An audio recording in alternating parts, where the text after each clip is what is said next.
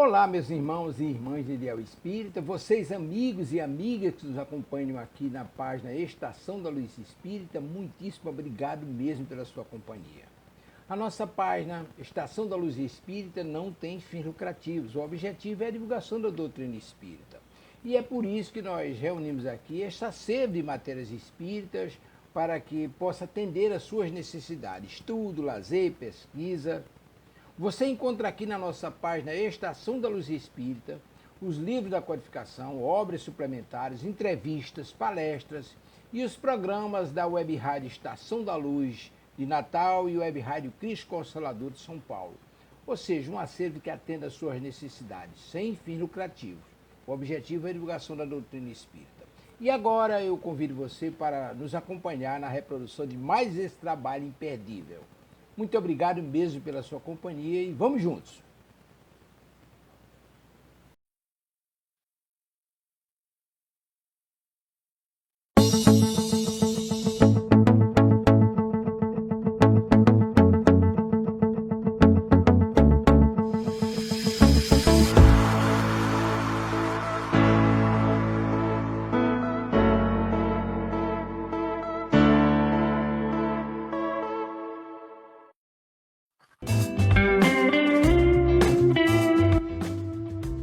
Olá, você gostaria de fazer parte do Clube do Livro Espírita Amélie Boudet? O clube é administrado pela Casa Espírita Servidores da Associação Amélie Boudet de Estudo e Divulgação da Doutrina Espírita. Através de uma assinatura mensal de apenas R$30, você receberá em casa um livro espírita sem nenhum custo de frete.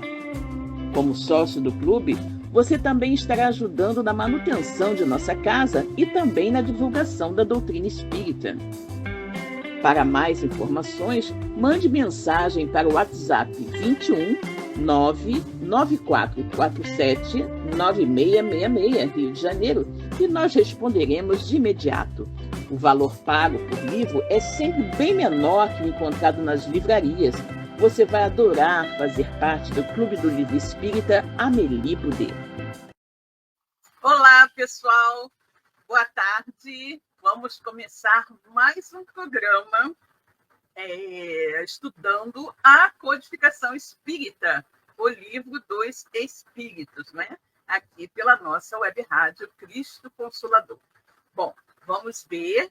Já temos algum companheiro ou companheira aqui conosco nos bastidores. Sim, temos a nossa querida Miriam Becker aqui conosco. Boa tarde, Miriam. Que bom que você está aqui, né? Bom, como nós sempre fazemos, antes de iniciar o nosso programa, nós sempre fazemos uma prece, pedindo que os queridos amigos espirituais nos auxiliem na realização de mais um programa. Sendo assim, convidamos a todos que estão nos assistindo agora e aqueles que irão nos assistir mais tarde através do vídeo que deixaremos gravado em nosso canal no YouTube, para levarem seu pensamento a Deus e acompanharem conosco esta prece de abertura. Ok? Então vamos orar. Deus, Pai de infinita bondade, misericórdia e justiça. Jesus, nosso querido amigo, nosso mestre, guia e modelo de toda a humanidade. Queridos amigos espirituais que estão aqui conosco, para nos orientar, nos incluir, nos auxiliar na realização de mais um programa da Web Rádio Cristo Consolador. Muito obrigada pela presença amiga, obrigada, sobretudo, pela luz da doutrina espírita que ilumina as nossas vidas. Obrigada também pela bênção desta encarnação. Que todos, encarnados e desencarnados, possamos tirar o máximo proveito do que será dito e estudado na tarde de hoje. E assim, em teu nome, Pai, em nome de Jesus, e em nome de toda a espiritualidade amiga que coordena os trabalhos da Web Rádio Cristo Consolador, começa agora mais um programa estudando a codificação espírita, o livro dos Espíritos, né? Muito bem. Vejamos em que parte do livro dos Espíritos nós estamos, né? Vejamos aqui, já passamos bastante do meio do nosso livro, né? que tem 1.019 perguntas, e nós hoje vamos iniciar o nosso estudo com a pergunta de número 695. 695, não é? Falando de celibato e casamento, ou casamento e celibato, ok? Casamento e celibato. E a primeira pergunta que nós temos, que Kardec fez aos amigos espirituais, é a seguinte: o casamento, isso é, a união permanente de dois seres, é contrário à lei da natureza? E os amigos espirituais dizem que não. Não é contrário à lei da natureza. É, de fato, um progresso na marcha da humanidade. Efetivamente, né? Se nós considerarmos, se nós observarmos a ótica, né? É uma organização, né? Uma maneira de se organizar e de se proteger o grupo familiar, né? Então, um homem e uma mulher se unem, passam ambos a ter compromissos, né? Deveres e responsabilidades um com o outro, vão se unir preferencialmente, como deve ser, né? Por amor, por afeto, vão gerar filhos. Esses filhos, né? Serão invólucros, serão corpos de espíritos que serão trazidos para uma nova experiência na matéria. Este pai e esta mãe darão ou deverão dar sempre a melhor formação para esses filhos, auxiliando a estes espíritos reencarnantes para que eles possam aproveitar da melhor forma para o seu crescimento e evolução a oportunidade da encarnação que lhes é dada. Então, efetivamente, você estabelecer este elo social entre duas pessoas é algo muito importante, né? É um progresso na marcha da humanidade. Vejamos o que os nossos amigos Djalma Santos e Ana Maria Spranger têm a nos dizer. Qual o comentário deles a respeito desta pergunta 695? E eles dizem o seguinte: o casamento faz parte do contexto das leis humanas, demonstrando o avanço social do homem, enquadrando-o dentro das responsabilidades da união afetiva, com direitos e deveres para o casal. E com o advento do casamento, ganha confiança e segurança, amparados pelas leis humanas, que, em síntese, corresponde a um freio para segurar a nossa irresponsabilidade junto aos outros. Exatamente. Isso é muito interessante, né? Sobretudo essa colocação aqui. Um freio, né? Uma forma de marcar a nossa responsabilidade um para com o outro. Vejamos, por exemplo, uma pessoa que não tenha não tem um compromisso, né? Nós sabemos que, infelizmente, não é assim que funciona, né? Mas que não tem nenhum compromisso. Um homem solteiro, por exemplo, ele, de repente, vai ter o seu trabalho para se sustentar e pega esse dinheiro e, de repente, gosta de jogos, né? E vai e gasta todo o seu dinheiro em jogos. A partir do momento em que esse homem, né, resolve se unir a uma mulher e constituir uma família, ele precisará ver a vida de maneira diferente. Porque não apenas ele terá responsabilidade sobre ele mesmo, mas sobre a esposa e os filhos, de quem ele deverá prover o sustento, né, e o bem-estar.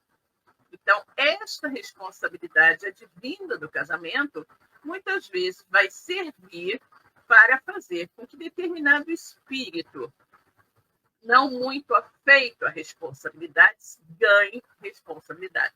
Isto é o que deveria acontecer, mas, infelizmente, nem sempre é o que acontece, não é? Mas é uma boa maneira de nós despertarmos em alguns espíritos a responsabilidade que todos nós devemos ter uns para com os outros, né? Então, o que eles colocam aqui é muito interessante, né? O comentário que eles colocam, eles dizem, em síntese, corresponde a um freio para segurar a nossa irresponsabilidade junto aos outros, né? Muito bem. Vejamos agora a pergunta 696. Qual seria o efeito da abolição do casamento sobre a sociedade humana? E olha o que os amigos espirituais dizem. Eles dizem que seria uma regressão à vida dos animais. Olha isso. Uma regressão à vida dos animais.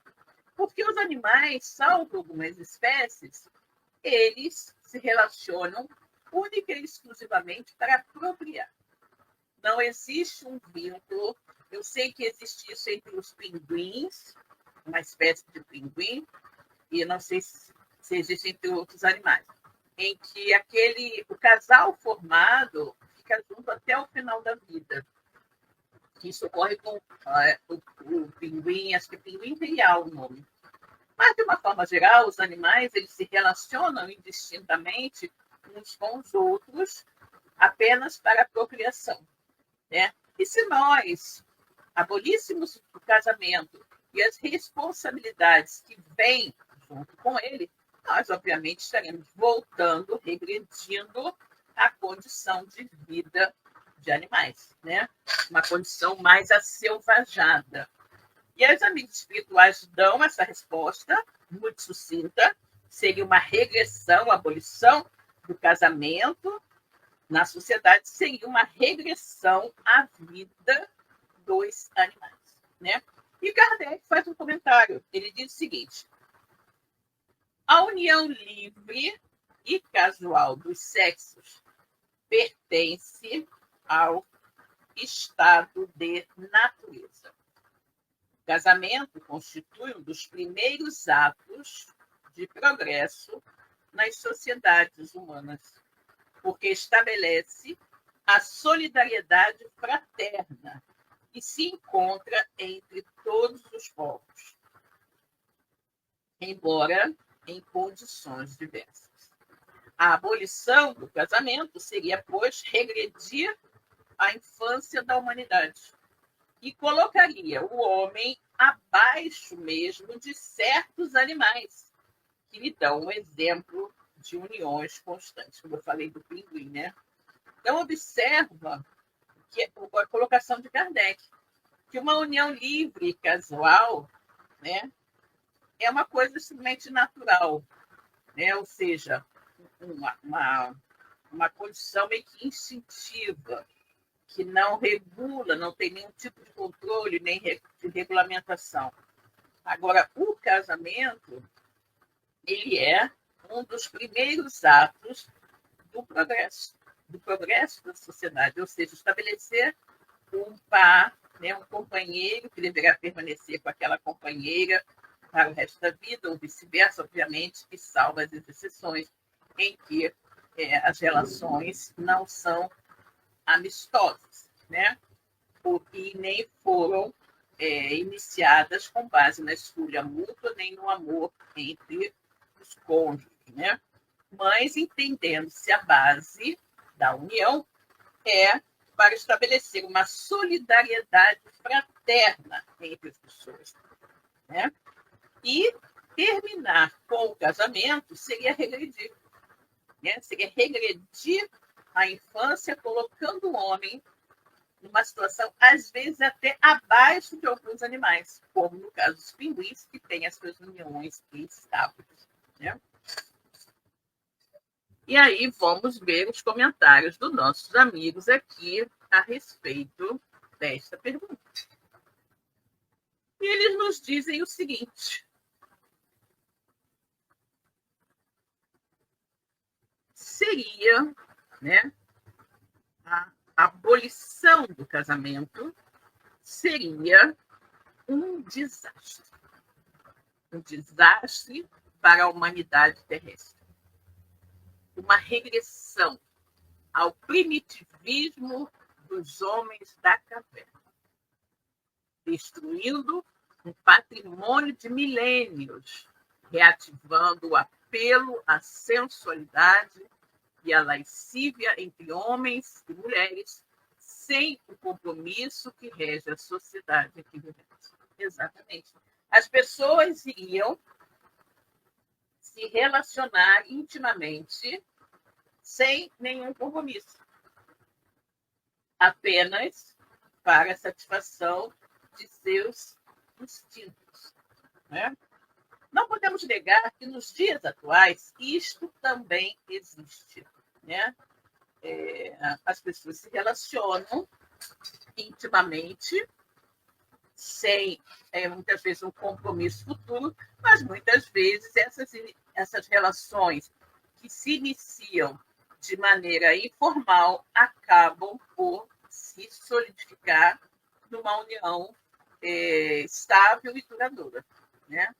É que hoje as pessoas já veem a união, né, o casamento, de uma maneira mais aberta. Muitos casais, inclusive, experimentam viver juntos primeiro para ver se dará certo. E uma vez que os relacionamentos dão certo, que eles realmente querem ficar juntos, ficam juntos, né? Mas a síntese da ideia, que é a união de duas pessoas para constituírem um lar e formarem uma família, essa prevalece.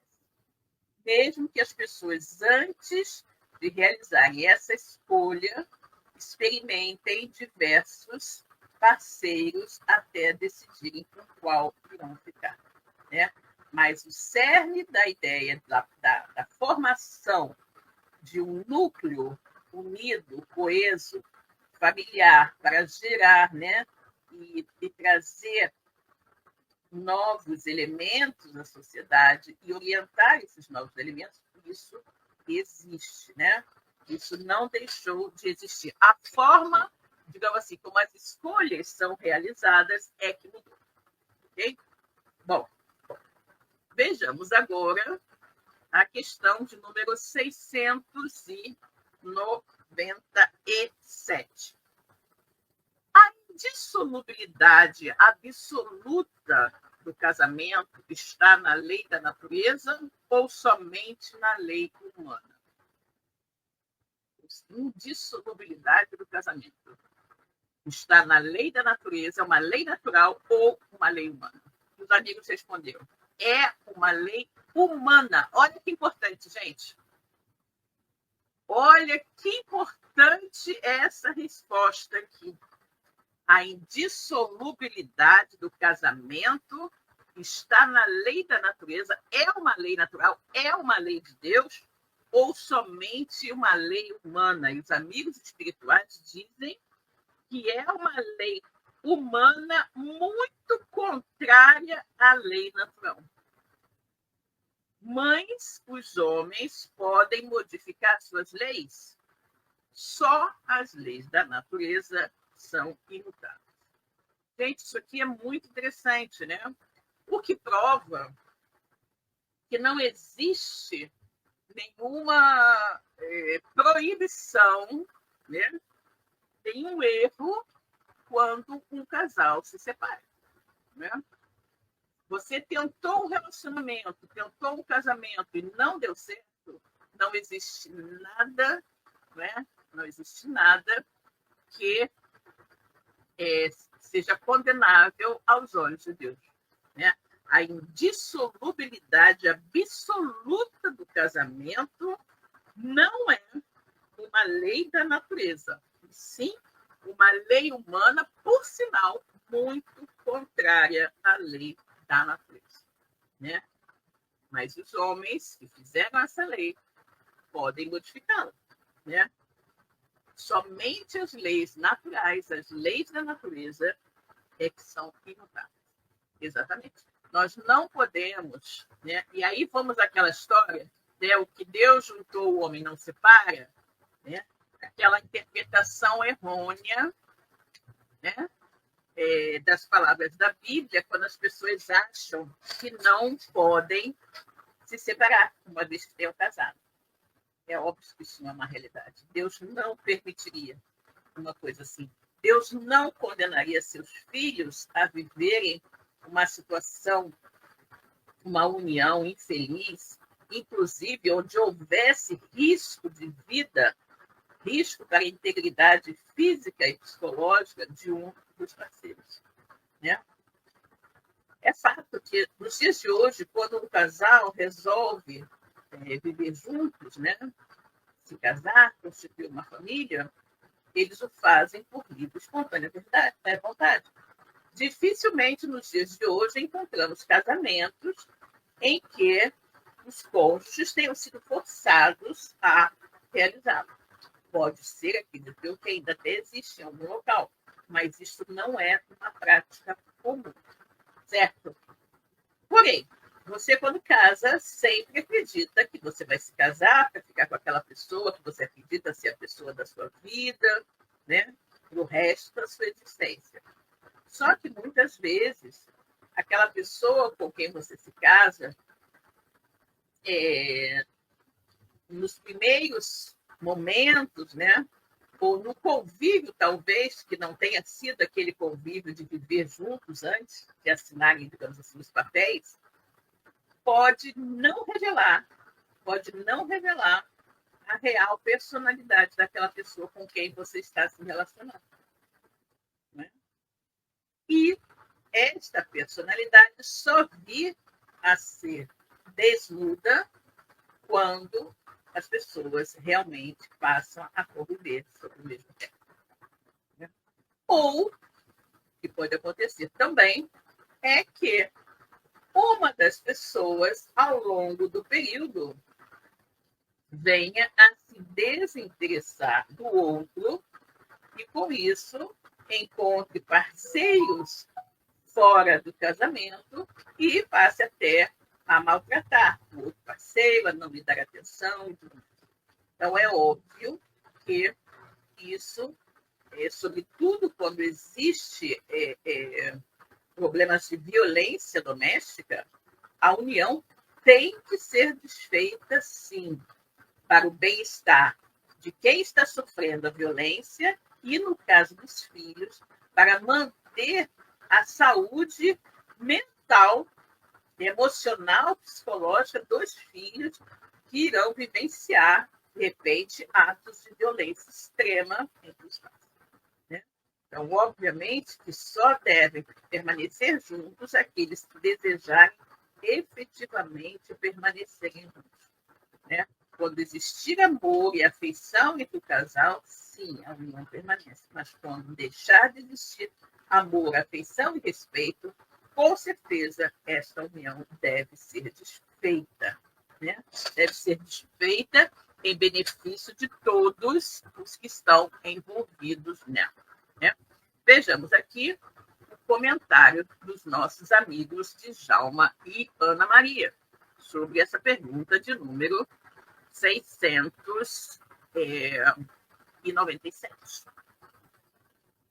As leis humanas podem e devem ser modificadas todas as vezes que se mostrarem obsoletas ou impraticáveis. E somente as leis divinas são perpétuas.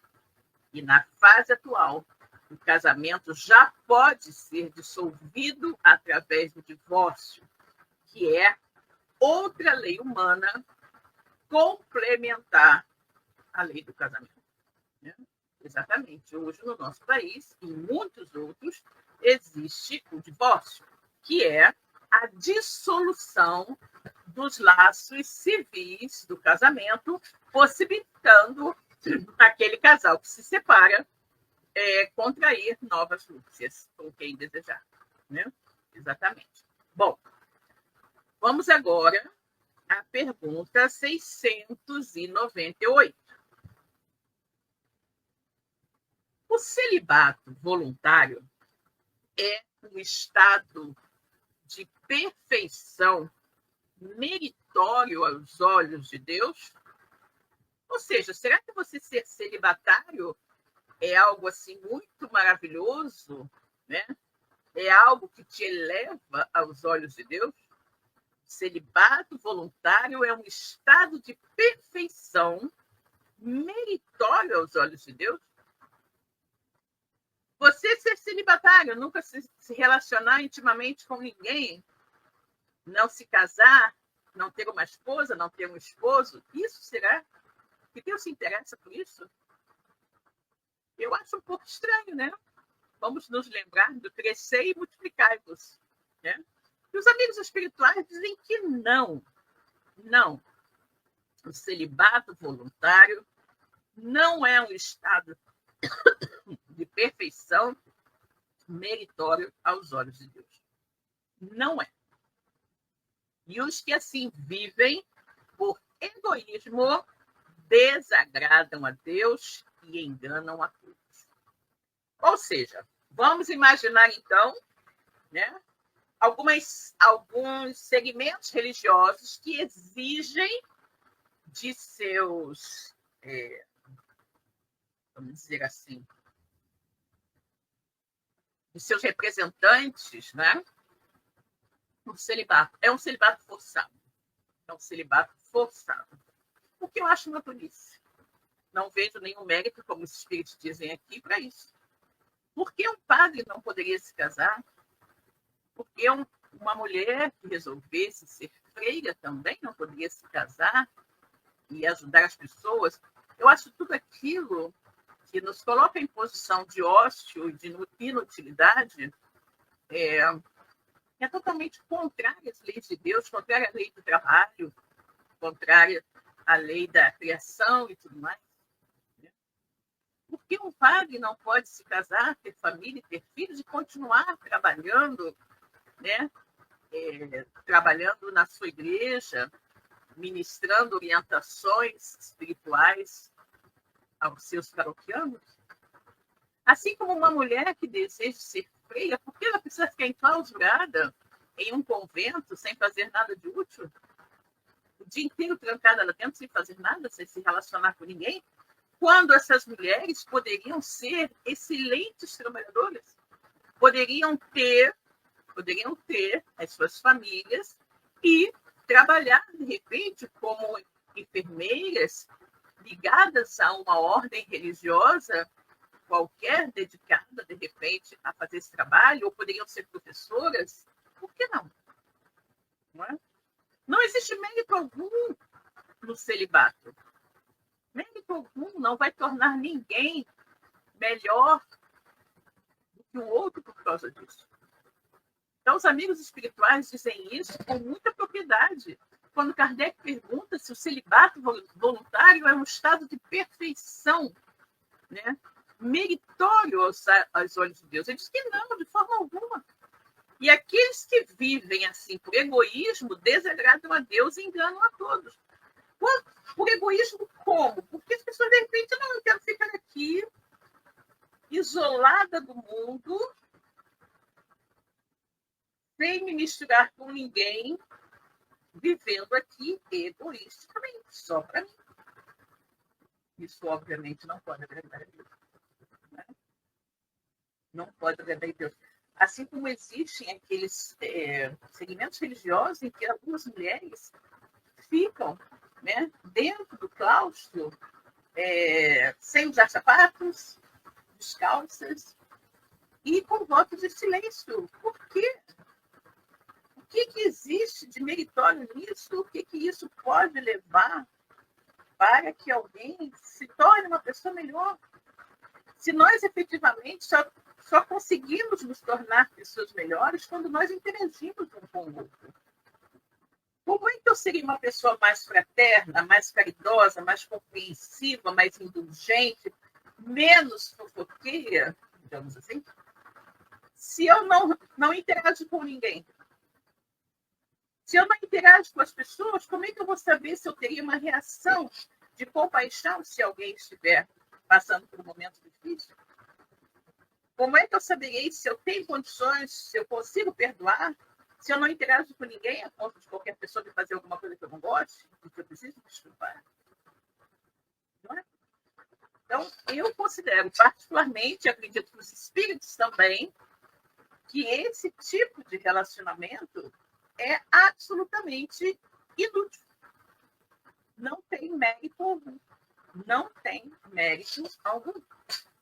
Vejamos aqui o comentário dos nossos amigos a essa pergunta de número 698. E o Djalma e a Ana Maria dizem o seguinte: depende do fim a que o celibato se destina. Quando ele é praticado em benefício dos outros, no campo da religiosidade, da ciência, das artes, do estudo de outras modalidades altruísticas, é bem recebido por Deus. Mas quando é puro egoísmo, comodismo e medo de relacionamento, traz consequências desastrosas para o espírito que o abraça. É fato, vamos dizer o seguinte, quando ele diz aqui, quando isso é usado para benefício de outrem, vamos pensar em alguém que é tão altruísta que, para ter tempo de se dedicar a mais pessoas, não se casa, para não ter o seu tempo, vamos dizer assim, reduzido pela atenção necessária a dar à esposa e aos filhos. Essa pessoa deseja viajar, ir para regiões inóspitas, onde possa ajudar um sem número de pessoas, de repente, de uma aldeia pobre. Ela está celibatária para ajudar aos outros, ajudar mais. Isso é meritório, né? Ou quando uma pessoa está tão dedicada a descobrir a cura de determinada doença que não tem tempo para mais nada a não ser ficar trancado no seu laboratório pesquisando a cura de determinada doença que irá beneficiar a milhares de outras pessoas, né? Então, tudo vai depender da razão pela qual você está sendo celibatário, né? Se for unicamente para não ter responsabilidades, para não ter incômodo com ninguém, é uma atitude egoísta que, obviamente, não é bem vista aos olhos de Deus. Mas, se o seu objetivo for se doar mais amplamente para o mundo, nós vemos como algo positivo também. Vamos nos lembrar de Jesus. Jesus também não casou, não teve nenhum relacionamento. O tempo que ele esteve entre nós foi totalmente dedicado a difundir a mensagem de Deus para a humanidade. Né? Então, foi um celibato voluntário, né? Porque dedicado ao bem comum e, obviamente, meritório. Ok? Vamos agora à nossa outra pergunta. A última pergunta de hoje, da nossa temática casamento e celibato. E é a pergunta de número 699. Né? E Kardec perguntou o seguinte: o celibato voluntário não representa um sacrifício que fazem certas pessoas com o fim de se dedicarem mais inteiramente ao serviço da humanidade? É o que a gente acabou de falar, né? Isso é muito diferente. Eu disse por egoísmo. Todo sacrifício pessoal é meritório quando feito para o bem. Quanto maior o sacrifício, tanto maior o mérito. E aí vamos nos lembrar de uma situação, né, do Divaldo Franco, né, no livro da vida do Divaldo. Em determinado momento, o Divaldo vira e fala para a Joana que ele também gostaria de se casar e ter seus próprios filhos. E aí a Joana diz para ele que isso não estava no planejamento dele.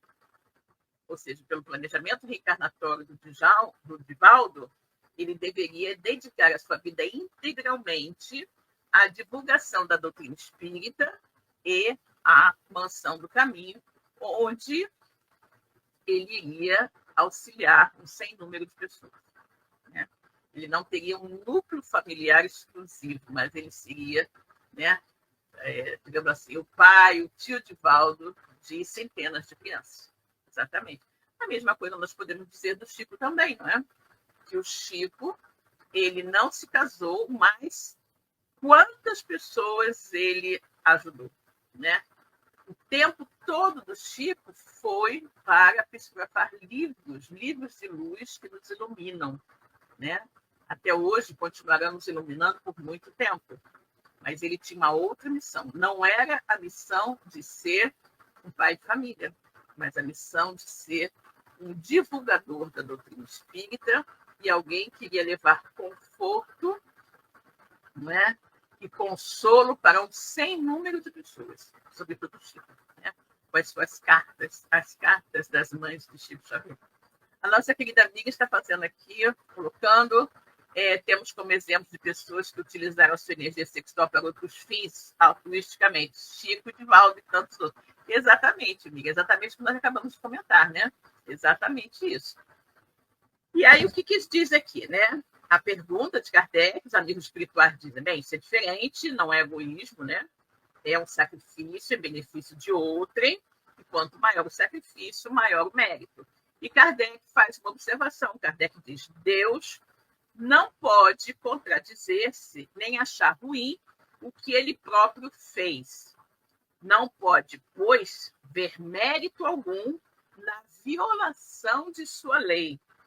Mas se o celibato em si mesmo não é um estado meritório, o mesmo não sucede quando constitui, pela renúncia às alegrias da família, um sacrifício praticado em favor da humanidade. Todo sacrifício pessoal, tendo em vista o bem e sem qualquer ideia egoísta, eleva o homem acima da sua condição material. Excelente análise feita aqui por Kardec, não é? O celibato em si, pura e simplesmente, não tem mérito nenhum, porque contradiz uma lei divina, que é a lei de procriação, né? Mas quando você faz isso para praticar o bem, para um bem maior, é claro, que tudo aquilo que é feito sem nenhum fim egoísta e para simplesmente termos um bem maior, é meritório diante de Deus, né? E aí vejamos o comentário do Djalma Santos e da Ana Maria Spranger. Aqueles que se votam a serviço da humanidade, adotando o celibato, com o fim de se dedicarem com mais tempo ao bem dos outros, certamente estão edificando um tesouro no coração, abrindo a mente para o compartilhamento com os semelhantes, e Deus vê com ternura e carinho o sacrifício desses anjos da humanidade terrestre. Exatamente. Exatamente isso, né? Exatamente. Não é o celibato puro e simples, achando que o simples fato de você não se relacionar intimamente com ninguém agrada a Deus. É claro que não. Isso é contra a lei divina. Mas quando você se priva das alegrias de ter uma família, porque você vai dedicar todo o seu tempo a um número maior de pessoas, óbvio que é meritório. Quando você se dedica integralmente a uma descoberta que beneficiará a humanidade como um todo, isso é mérito. Agora, se enclausurar em um local e não se relacionar com ninguém unicamente por interesse pessoal ou por algum dogma inexplicado de alguma seita religiosa, inexplicado e inútil de alguma seita religiosa, isso aí, obviamente, não agrada a Deus. Né? Exatamente. Bom, vamos ver agora, né, o que os nossos amigos aqui, o Godoy Paiva, no livro Síntese do Livro dos Espíritos, tem nos dizer a respeito desta temática, né?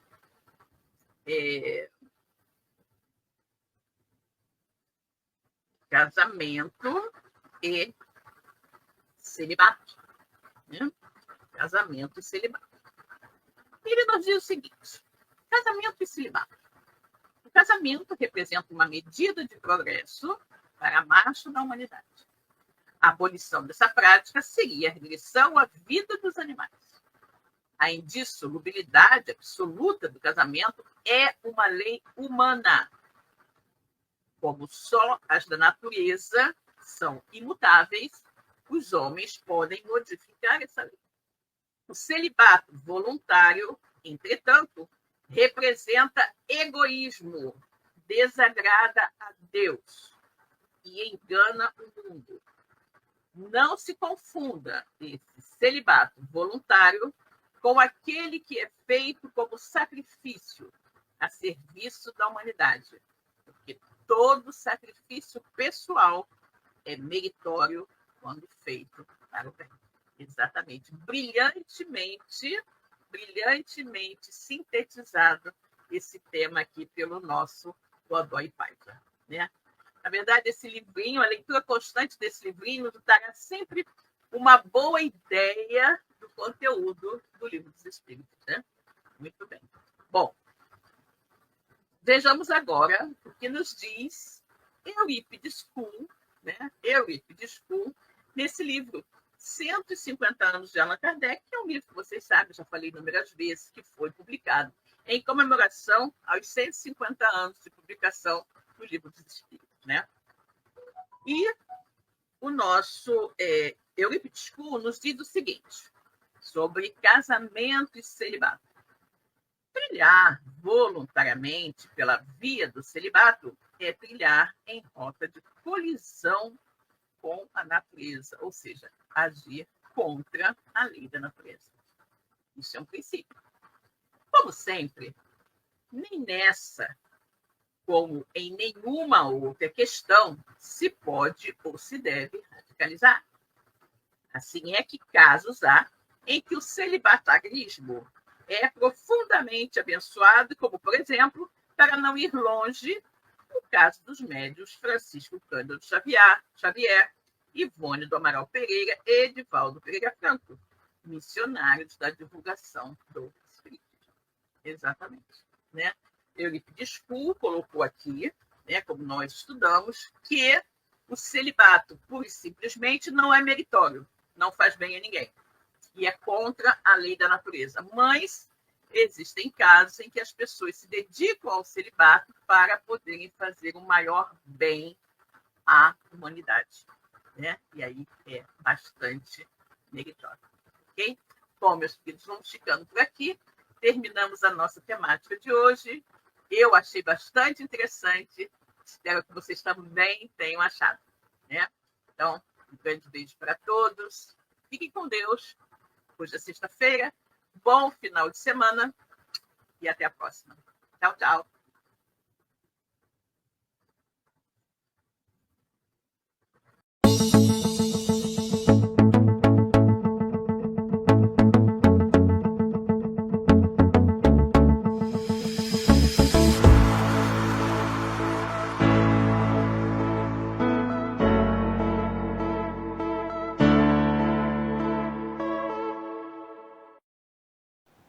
Chegamos ao final da nossa atividade. Muitíssimo obrigado mesmo pela sua companhia e espero você no próximo evento.